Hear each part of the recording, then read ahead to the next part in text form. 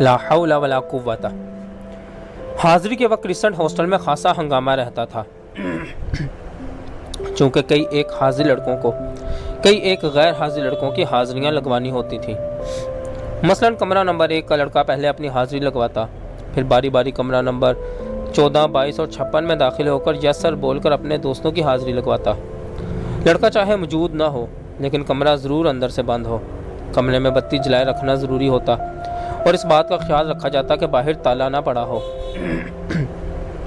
जब मौलाना 16 नंबर पर दस्तक देते तो 16 नंबर का लड़का अंदर से यस सर कह देता, और जब वो 17 नंबर पर दस्तक देते तो 16 नंबर वाला फिर से यस सर चलाकर 17 नंबर वाले की हाजिरी लगवा देता। एक रोज़ वही हुआ जिसका अली को डर था। जिस वक्त मौलाना ने हाजिरी के वक्त जहाँ के दरवाजे पर दस्तक देकर मियाँ मियाँ कहा, उस वक्त जहाँ न जाने दास्तोवस्की या टॉमस पेन के मुताले में इस हद तक मसरूफ़ था कि मियाँ मियाँ के जवाब में यस सर कहने के बजाय बेखाली में इसने कहा कम इन।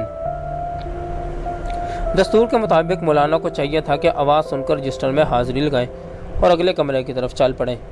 चूँकि दस्तूर के मुताबिक अहम बात यह थी कि अंदर से आवाज़ आ जाए। यस सर, कम इन या गो अवे से कोई फ़र्क नहीं पड़ना चाहिए था।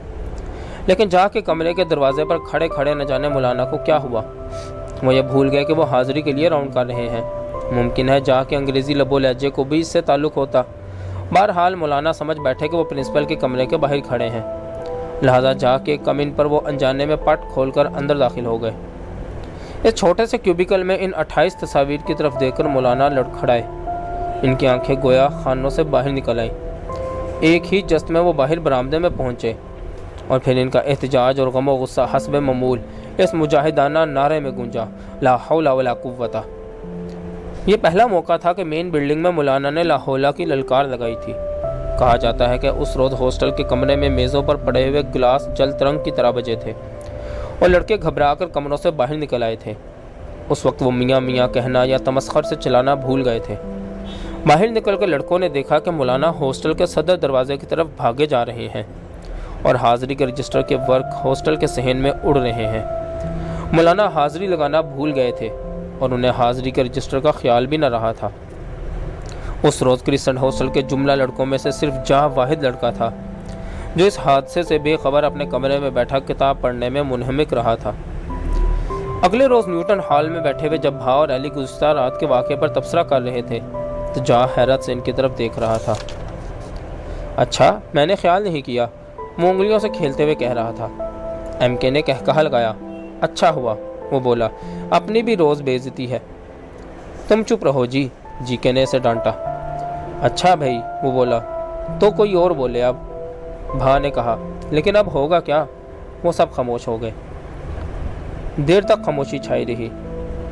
फिर दफतन जाह बड़बड़ाने लगा, नहीं नहीं नहीं नहीं। सबकी निगाहें जाह पर मरकूज हो गई। जाह उंगलियों से खेलते हुए न जाने क्या सोच रहा था। दफतन इसने ऊपर देखा और कहने लगा, क्या हम ऐसी जगह नहीं रह सकते जहां माइकल एंजलो बर्ने, जोन्स और लॉर्ड लिटर पर ला हौला ना पड़ी जाए? ज़रूर रह सकते हैं। बिल्कुल, वो कतई फैसले के अंदाज में बोला। जाके इस कतई फैसले के बाद सब ने मिलकर एक प्राइवेट लॉज में रहने का फ़ैसला कर लिया। बाकी इंशाल्लाह अगली वीडियो में।